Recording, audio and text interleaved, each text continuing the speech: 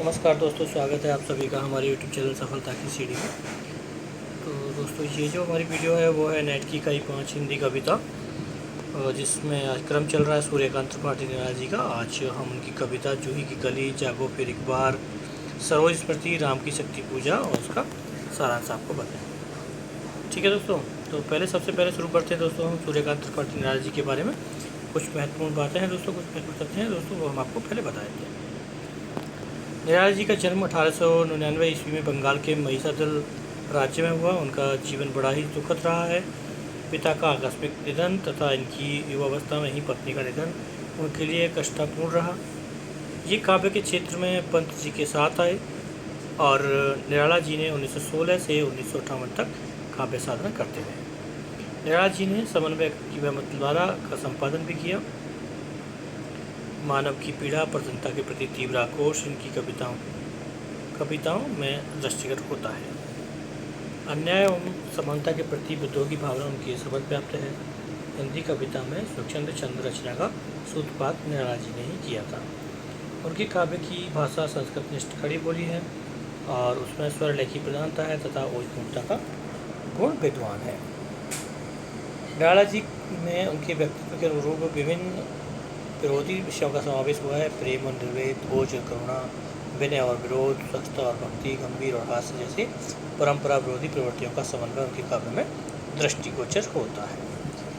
यदि विभिन्न वादों की दृष्टि से न देखा जाए तो छायावाद, रहस्यवाद, प्रगतिवाद, प्रयोगवाद आदि सभी की उपलब्धि उनके काव्य में हो ही जाती है। ठीक है दोस्तों, अब चलते हैं आचार्य रामचंद्र शुक्ल के अनुसार उनके बारे में जो महत्वपूर्ण कथाएं दोस्तों हम आपको बताए थे। एक तो खड़ी बोली, दूसरी स्वरों की घटती बढ़ती के साथ मात्राओं का स्वेच्छानुसार विभाग, उनकी कारण गवैयों की जबान को सरल परेशानी होगी, यह बात निराला जी को ने स्वयं महसूस की। यह कथन है आचार्य रामचंद्र शुक्ल जी का निराला जी के लिए। निराला जी पर बंग भाषा की काव्य शैली का प्रभाव समास में गुम्फित पदवल्लरी, क्रियापद की लोप आदि से स्पष्ट झलकती है। लाक्षणिक वचन लगाने की प्रकृति उनमें अपनी उतनी नहीं पाई जाती जितनी कि प्रसाद और पंत में पाई जाती है। सबसे अधिक विशेषता आपके पदों में चरणों की स्वच्छंद विषमता है। कोई चरण बहुत लंबा, कोई छोटा, कोई मझोला देखकर ही बहुत से लोग उसे रबड़चंद या कैंचोचंद कहते हैं। तो दोस्तों, ये वाली जो पंक्ति है वो बहुत ही महत्वपूर्ण है। और यह पंक्ति किसने कही है दोस्तों? यह पंक्ति कही है आचार्य रामचंद्र शुक्ल जी ने निराला जी की पंक्ति की। वस्तु बहुधर्मी प्रतिभा निराला जी में है। अज्ञात प्रिय को इशारा करने के अतिरिक्त उनके जगत के अनेक प्रस्तुत रूपों और व्यवहारों को भी उनकी सरल भावनाओं के रंग में देखा है। जिस प्रकार निराला जी की छंद में बंधन अरुचिकर है, उसी प्रकार सामाजिक बंधन में उनकी सम्राट अष्टम एडवर्ड की प्रतिष्ठि लिखकर उन्होंने एक वीर के रूप में सामने रखा, जिसने प्रेम के निमित्त साहसपूर्वक पद मर्यादा के सामाजिक बंधन को दूर फेंका है। तो निराला जी की भाषा अधिकतर संस्कृत की तत्सम पदावली से जड़ी हुई है, जिसका नमूना राम की शक्ति पूजा में हमको देखने को मिलता है। दोस्तों, ये सारे कथन जो है रामचंद्र शुक्ल की पुस्तक हिंदी साहित्य के इतिहास से लिए गए हैं दोस्तों, सारे के सारे, और सबके सब महत्वपूर्ण हैं। उनकी भाषा में व्यवस्था की कमी प्राय रहती है, जिससे अर्थ भाव व्यक्त करने में कहीं कहीं बहुत ढीली पड़ जाती है। ठीक है दोस्तों, तो ये सारे कथन जितने भी हैं दोस्तों सब रामचंद्र शुक्ल जी के कथन हैं और हिंदी साहित्य के इतिहास पुस्तक से दोस्तों ये सब लिए गए हैं। अब चलते हैं दोस्तों उनकी कविता जूही की कली, उसका कविता का सारांश हम आपको बताया दें। जूही की कली कविता जी की प्रथम रचना मानी जाती है और इससे सूक्ष्म रूप में राष्ट्रीय स्वतंत्रता आंदोलन की विषय वस्तु सामाजिक, राजनीतिक और सांस्कृतिक रूप से समावेश है। बाहर से प्रतीत होता है कि इस कविता का रूप अभिधात्मक है, परंतु कविता में राष्ट्रीय जागरण या आंदोलन की मूल चुनौतियाँ गहराई से अभिव्यक्त होती हैं। निराला सजग नारी के प्रखर समर्थक रहे हैं। यह उनकी कविता जूही की कली के माध्यम से स्पष्ट हो जाता है। इसमें प्रगतिशीलता के तत्व भी मौजूद हैं। जूही की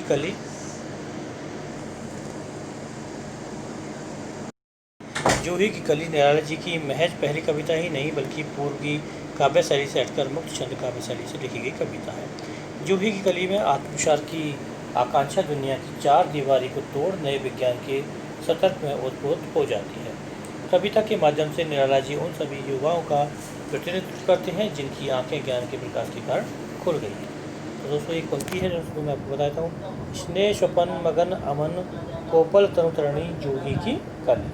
ये अब दोस्तों चलते हैं हम उनकी दूसरी कविता जागो फिर एक बार कविता का सारांश हम आपको पढ़ के बताते हैं। जागो फिर एक बार कविता निराला जी की नवजागरण का गीत है। नवजागरण जो कि प्रमुख पुकार बंधनों के प्रति जागरूक होते हैं और उनके तोड़ने के प्रयत्नशील होने से है। वस्तुतः यह राष्ट्रीय उद्बोधन का युग है जिसे दास्ता और अन्याय को समाप्त करके मुक्ति पाने का संघर्ष में इच्छा जगाई है।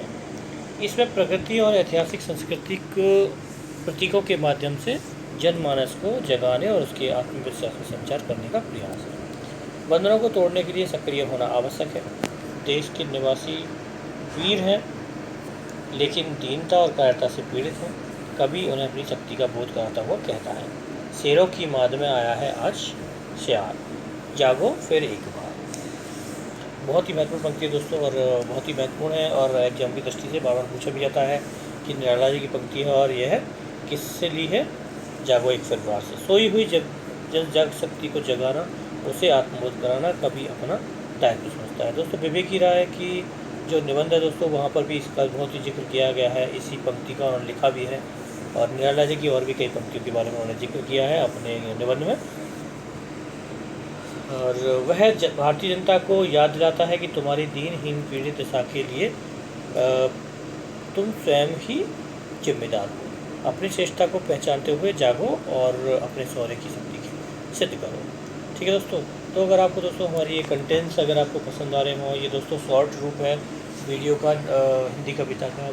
अगर आपको लॉन्ग में देखनी है तो दोस्तों लाइव क्लास के रूप में हमारे प्लेलिस्ट में यूनिट 5 के नाम से हिंदी कविता के नाम से आपको सारी मिल जाएंगी दोस्तों। वहाँ पर आप डीपली आप देख सकते हैं दोस्तों। ये वहीं से निकाले गए शॉर्ट नोट्स हैं जो आपको हम दे रहे हैं जिससे कि आपका रिवीजन हो जाए। तो दोस्तों फिर भी अगर आपको कोई जिज्ञासा है वो चाहते हैं तो हम इस नंबर पर व्हाट्सअप करके संपर्क कर सकते हैं। हमारे यूट्यूब चैनल पर आप देख ही रहे हैं या हमारे जुड़ सकते हैं टेलीग्राम ग्रुप में।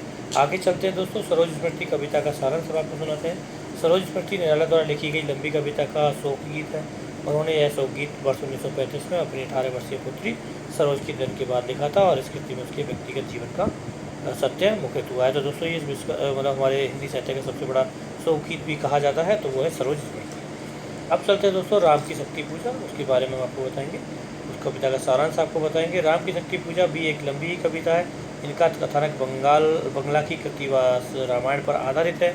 इस कविता में कथा आधुनिकता से युक्त होकर आर्य अर्थ की कई भूमियों पर स्पर्श करती है। इसके अलावा इसमें उन्होंने युगी चेतना व आत्मसंघर्ष का मनोवैज्ञानिक धरातल पर बड़ा ही प्रभावशाली चित्र प्रस्तुत किया है। राम की शक्ति पूजा में राम मानव अधिक हैं, ईश्वर कम हैं और उन्होंने शक्ति पूजा का सुझाव जामवंत ने दिया।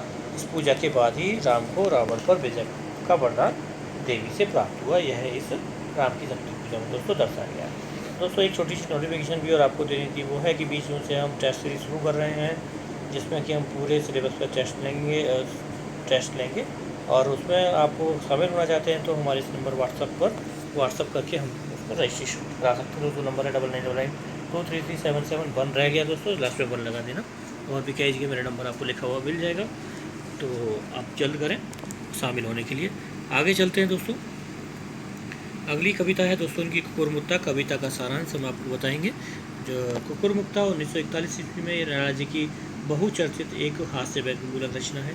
इस कविता में कवि ने पूंजीवादियों पर तीखा व्यंग किया है। इसमें निराला जी ने मार्क्सवाद बनाम मानवतावाद को केंद्र रखकर कविता की रचना की है। कुकुरमुक्ता सर्वहारा में पूंजीपतियों के बीच द्वंद्व को उजागर करने वाली कविता नहीं बल्कि ऊंच नीच अमीर गरीब के मध्य खाइयों को बांटने वाली कविता है। निराला ने कुकुरमुक्ता और गुलाब को आमने सामने रखकर किसी भी प्रकार की वर्ग चेतना को स्थापित नहीं करना चाहा, बल्कि पूंजीपतियों को भी प्रतीकात्मक रूप में फटकारते हैं और यही इस कविता का दोस्तों सारांश है। अब बात करते हैं दोस्तों बांधो नाव इस ठाव बंधु कविता का सारांश हम आपको सुनाएंगे जो कि बहुत ही महत्वपूर्ण है दोस्तों। प्रस्तुत कविता निराला जी का प्रेम गीत है। कविता में कवि ने अपने अज्ञात प्रेम को प्रस्फुट किया है। निराला जी ने उसे अपने अत्यंत प्रेम को इस गीत के माध्यम से अभिव्यक्ति प्रदान करने का प्रयत्न किया है।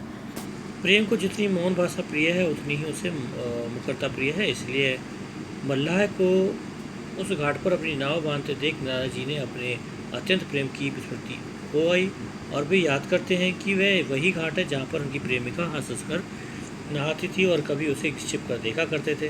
हालांकि मन के कारण उनके हालांकि भय के कारण उनके पैर कांपने लगते थे, परंतु प्रेम विवश में वे अपनी प्रेमिका को निहारने लगते थे। कभी को यह भी पता था कि संभवतः उसने प्रेम करती है, क्योंकि उनके सवालों के जवाब उनकी प्रेमिका की हंसी से मिल जाते थे। कविता स्त्री के प्रति समाज की रूढ़िवादी विचारधारा को भी प्रदर्शित करती है दोस्तों, और साथ ही साथ पुरुष प्रधान समाज में स्त्रियों की गूंगा बहरा बना दिया है, यह भी इस कविता में दर्शाया गया है। तो बहुत ही महत्वपूर्ण है दोस्तों। अभी और आगे इसके बारे में बताते हैं हम आपको। जहाँ पुरुष को अपनी इच्छाओं प्रदर्शित करने का सामाजिक अधिकार है, वहीं स्त्री को आवाज़ को दबा दिया जाता है। वह अपनी इच्छाओं को मुखर नहीं कर सकती। प्रेम की प्रतिक्रिया करना मानो उसके लिए पाप या अधर्म सा के समान है। परंतु यह कहना अनुचित है कि यदि स्त्री अपने प्रेम में काम की चित्राओं को जोड़ कर देती है तो वह तात्पर्य यह नहीं है कि वह निस्तक्त है, बल्कि उसकी अपेक्षित हंसी में सभी सवालों के जवाब हैं। अपनी इस हंसी के माध्यम से वह अपना विरोध अप्रत्यक्ष रूप से दर्ज करा ही देती है। तो दोस्तों कुछ पंक्ति के माध्यम से मैं आपको बता देता हूँ क्या है। वह हंसी बहुत कुछ कहती थी, फिर भी अपने में रहती थी, सबकी सुनती थी, सहती थी, देखो देती भी सबसे दाव बंधु। इस ना ठाव बंधु दोस्तों जो भी इस कविता का नाम है वो पंक्ति का है दोस्तों। अतः प्रस्तुत कविता निर्राजा की अत्यंत प्रेम के व्यक्ति ही नहीं बल्कि लोक चित्रा की उपस्थिति भी दर्ज कराती है, और स्त्री असहाय होकर भी शक्तिहीन नहीं है, यह दर्शाना चाहते हैं निराला जी। वह सभी सवालों का जवाब देना भी जानती है। कविता में स्त्री को उसी शक्ति का परिचय पुरुष प्रधान समाज को कराया भी गया है। तो उस मैं कुछ पंक्तियाँ हैं दोस्तों मैं आपको सुनाता हूँ। बादो नाव इस ठाव बंधु, पूछेगा सारा गांव बंधु, यह घाट उसी जिस पर हंसकर वही कभी नहाती थी धंसकर, कांपते थे दोनों पाँव बंधु, बांधो ना नाव इस ठाव बंधु। ठीक है तो दोस्तों ये बहुत ही सुंदर कविता है इनकी निराला जी की, और यही आज हमारी कविता का वीडियो का अंत है दोस्तों। और अगर आपको ये वीडियो हमारी पसंद आई हो तो प्लीज़ हमारी वीडियो को लाइक शेयर सब्सक्राइब करें और कमेंट अवश्य करें, जिससे कि हमें पता चलता रहे कि आपको हमारी जो वीडियो जो हम कंटेंट आपको दे रहे हैं वो आपको कैसे लग रहे हैं दोस्तों। और संपर्क सूत्र आपको हमारा दिखाई दे रहा है।